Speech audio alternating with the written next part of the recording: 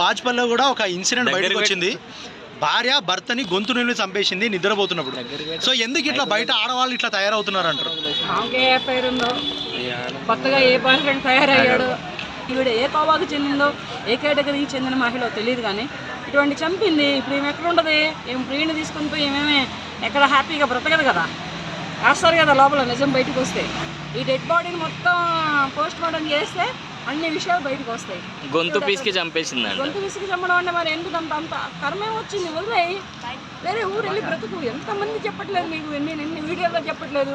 చంపొద్దమ్మా, చంపి మీరు లోపలికి వెళ్ళొద్దమ్మా, లోపలికి వెళ్ళి మీరు మీ పిల్లలు ఉండుంటారుగా, ఆ పిల్లల్ని ఎవరు చూస్తారు? ఆయన చంపింది, ఆయన చచ్చిపోయాడు, ఏం తీసుకుని పోలీస్ స్టేషన్లో పడేస్తారు. తర్వాత ఈ పిల్లల్ని ఎవరు చూస్తారు? పిల్లలు అనాథలేగా, పిల్లలు దిక్కులేని వాళ్ళు ఉంటారు. వీళ్ళని ఏదో స్టేట్ హోమ్ హ్యాండ్ ఓవర్ చేసుకుంటారు. ఈ చంపినమ్మంటే నువ్వే ఏమైనా నీ ఉన్న బాయ్ ఫ్రెండ్ తోటి సుఖపడతావా? మెయిన్ సుఖపడే అవకాశం లేదు. తనతో నువ్వు ఒక్క క్షణం కూడా గడపలేవు. ఒకవేళ ఇది ఒక వారం రోజులు అట్లా కప్పిపుచ్చుకున్నా క్షణక్షణం భయం నీకు. ఎక్కడ తెలిసిపోయిద్దో, ఎక్కడ పోలీసులు వస్తారో, ఎక్కడ అరెస్ట్ చేస్తారో అని వాడి కలవాలన్నా కానీ నీ గుండెల్లో రైళ్లు పరిగెడతాయి, రాకెట్లు పరిగెడతాయి. అటువంటి జనరేషన్లో ఇటువంటి పోలీసులు కూడా చాలా చాకచక్యంగా పట్టుకుంటున్నారు. పోలీసులు ఒకరికి హ్యాట్సాప్ చెప్పుకోవచ్చాయా?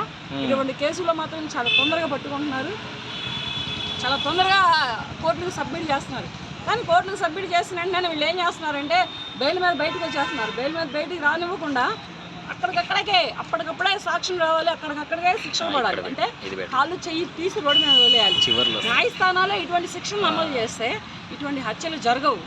తీసి రోడ్ల మీద పడేసిన వాళ్ళ ఫోటోలు తీసి సోషల్ మీడియాలో కానీ న్యూస్ ఛానల్స్లో కానీ వేయాలి. వేస్తే అప్పుడు ఇటువంటి హత్యలు జరగవు. ఏంటి హత్యలేంటి? మగాళ్ళు అనుకుంటున్నారా, లేకపోతే ఏమన్నా చెట్లు వచ్చామో అనుకుంటున్నారా? కోడి మెడగా ఇరగనిచ్చినట్టు ఇరగదీసేయడానికి. మగాళ్ళకి భద్రత లేదు ఏమంటారు దీనిపైన? భద్రత ఏముంది? ఇంత ముందు ఆడవాళ్ళకి లేదయ్యో భద్రత. ఇప్పుడు మగాళ్ళ గురించి మాట్లాడుతున్నావు. 30 ఏళ్ల క్రితం ఆడవాళ్ళకి భద్రత లేదు. పెట్రోల్ పోసి కృష్ణాలు పోసి తగలబెట్టిన వాళ్ళు ఉన్నారు. అది సరిపోక గొంతు తెరిచి గొంతులో యాసిడ్ పోసిన భర్తలు అత్తలు ఉన్నారు. అది ఇప్పుడు రివెంజ్ అనుకోవచ్చుగా. సో మరి ఇది ఒక ట్రెండ్ అని అనుకోవచ్చా? ఆడవాళ్ళ ట్రెండ్ అనేది ఏమీ లేదు, కానీ ఆడవాళ్ళకి ఇప్పుడు ఒకళ్ళైతే సరిపోవట్లేదు ప్రస్తుతానికి. సరిపోవట్లేదు. మెయిన్ ఇద్దరు కావాలి, మ్యాన్ పవర్ ఎక్కువ కావాల్సి వస్తుంది. ఎక్కువ కావాలి, ఇద్దరు కావాలి. ఒకడు పెట్టి పోషించి అద్దెలు కడటానికి, ఇంకొకటి సరదాగా గడపడానికి. వీళ్ళిద్దరు ఉంటేనే ఈమె ఘటన అవ్వగలదు. లేకపోతే ఈమెకి పిచ్చెక్కిపోయింది. ఇక పని చేసుకొని ఏమైనా చేసుకొని మెంటల్ ఎక్కిపోయి మొగుడినే చంపిద్దో లేదంటే ఇంటి పక్క మొగుడిని చంపిద్దో తెలియదు. అటు చంపినా చంపుతారు. ఏంటంటే ఉన్నటువంటి వ్యామోహం. ఆ ఘట్టం అంత ఇంపార్టెంట్ అంటారా లైఫ్ లో? మరి ఆ ఘట్టానికేగా నువ్వు పుట్టింది. ఘట్టానికే ఈ సృష్టి మొత్తం.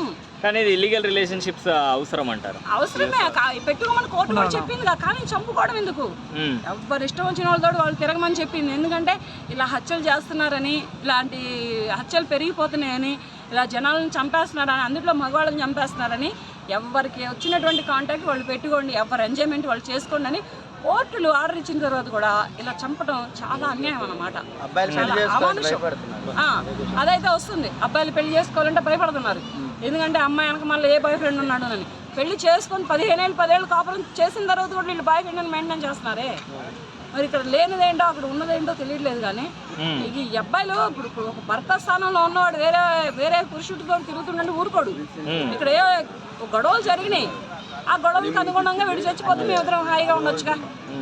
వీడిని చంపేసిన తర్వాత నేను జైలుకి వెళ్తానని తెలియదు, నన్ను జైలుకి వెళ్తాను, నన్ను లోపలేస్తారని తెలియదు. వీడు చచ్చిపోతే మేము ఇద్దరం హ్యాపీగా ఉండొచ్చు.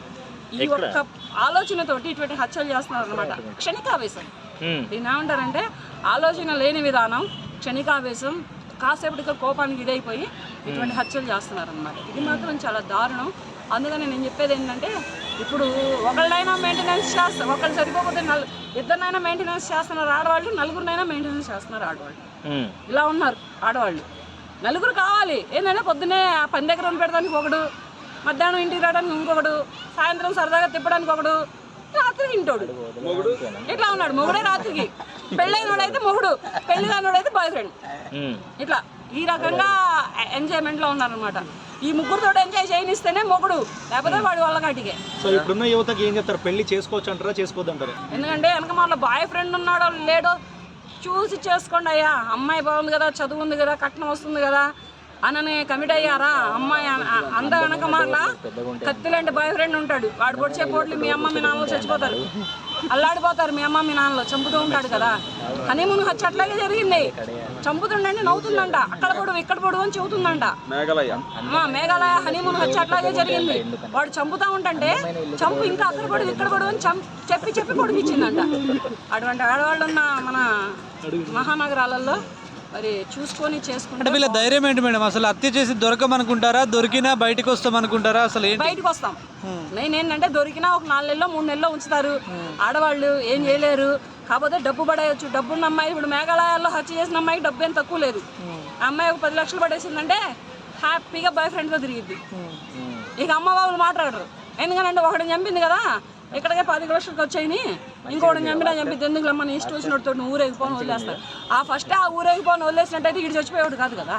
ఇప్పుడు అలాంటి వాళ్ళకి ఎలాంటి చట్టాలు వస్తే బాగుంటుంది? ఏం లేదు, కాళ్ళు చేతులు తీసేసే చట్టాలు రావాలి. అది అబ్బాయిలైనా కానీ అమ్మాయిలైనా కానీ. అమ్మాయిలను కూడా అమానుషంగా రేపులు చేసి చంపడం, దారుణంగా చంపాలి అబ్బాయిలు కూడా ఉన్నారు, వాళ్ళకు కూడా కాళ్ళు చేతులు తీసే చట్టాలు రావాలి. అబ్బాయిలను చంపుతున్న మహిళలకే కానీ పెళ్ళిళ్ళు చేసుకొని చంపుతున్న అమ్మాయిలకే కానీ కాళ్ళు చేతులు తీసే దారుణమైన చట్టాలు వస్తేనే వీళ్ళు ఒక కొలిక్కి వస్తారు, కానీ లేకపోతే కష్టం.